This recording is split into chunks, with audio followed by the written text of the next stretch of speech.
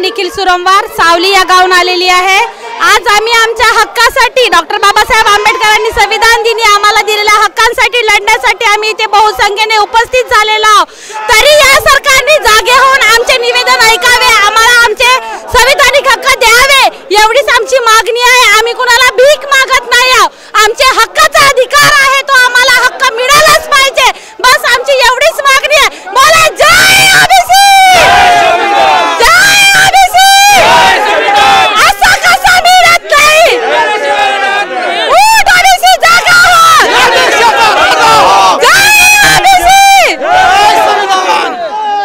दिनांक 26/11/2020 ला संविधान दिनी डॉक्टर बाबासाहेब आंबेडकर यांनी संविधानामध्ये कलम 340 अन्वये ओबीसींना जे अधिकार दिले, हक्क दिले, त्या अधिकाराची जाणीव या सरकारला व्हावी आणि समस्त आमच्या ओबीसी बांधवांना संविधानाप्रमाणे आमचे हक्क मिळावे, त्यासाठी या ठिकाणी विशाल ओबीसी बांधवाच्या मोर्चाचं आयोजन केलेलं आहे।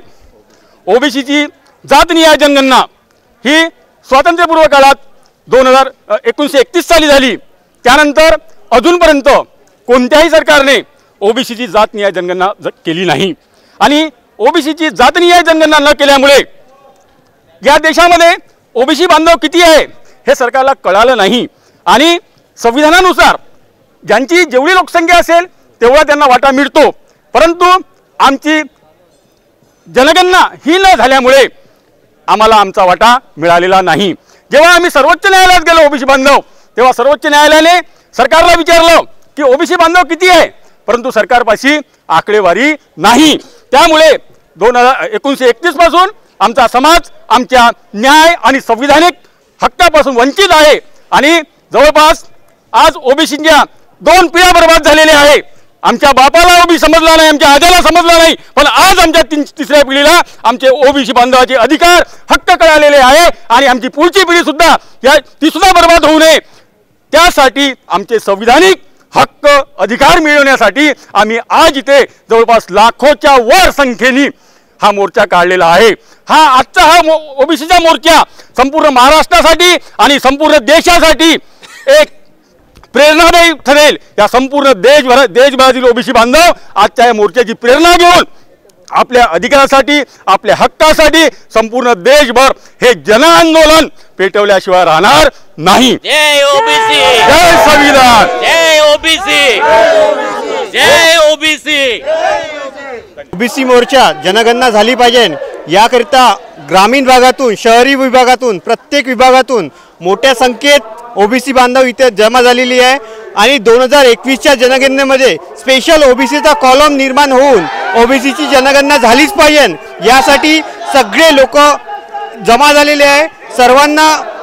सर्वांना इथं मोठ्या उत्साहाने, मोठ्या प्रामाणिकतेने सगळे आपल्या स्वखर्चातून आपल्या हक्क अधिकारासाठी लढा देत आहे।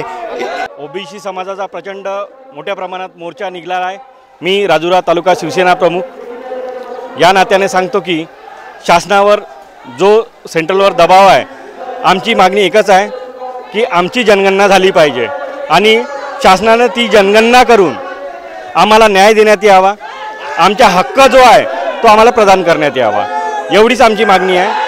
आणि याबद्दल मी शासनाचे प्रचंड आभार मानतो की जर अशी जनगणना झाली तर आम्ही सर्व शासनाचे आभारी राहू। ते जे संविधानिक अधिकार आहेत ते आम्हाला मिळावेत यासाठी आम्ही आज सर्व चंद्रपूर जिल्ह्यातील ओबीसी बांधवांनी, भगिनींनी मोर्चा काढायचा ठरवला आणि आम्हाला उत्स्फूर्तपणे प्रतिसाद मिळाला। आमच्या मागण्या ओबीसीची जातनिहाय जनगणना झालीच पाहिजे, ओबीसींचे प्रत्येक तालुक्याला हॉस्टेल्स झालेच पाहिजे, आरक्षणामध्ये नोकऱ्यांमध्ये आरक्षण मिळाले पाहिजे, ही आमची मागणी आहेत आणि ते आम्ही घेऊन राहू। जय ओबीसी, जय संविधान। आज ओबीसी बांधव चंद्रपुराच्या या जिल्हास्तरीय जिल्हा क्वार्टरमध्ये सगळे लोक आलेले आहेत आणि ओबीसी गेले कित्येक वर्षापासून त्यांची जनगणना होत नाही आहे, ती जनगणना व्हावी म्हणून या एकच मागणीसाठी सर्व ओबीसी बांधव इथे आलेले आहेत आणि या ओबीसी बांधवांची आज मी पाहतो आहे सर्व उत्स्फूर्तपणे पूर्ण जिल्ह्यातून आलेले आहेत आणि म्हणूनच या सर्व ओबीसी बांधवांना मी धन्यवाद देतो आणि शासनाने या मागणीकडे सर्वांनी लक्ष दिलं पाहिजे आणि जनगणना ही झालीच पाहिजे ही आमची प्रमुख मागणी आहे.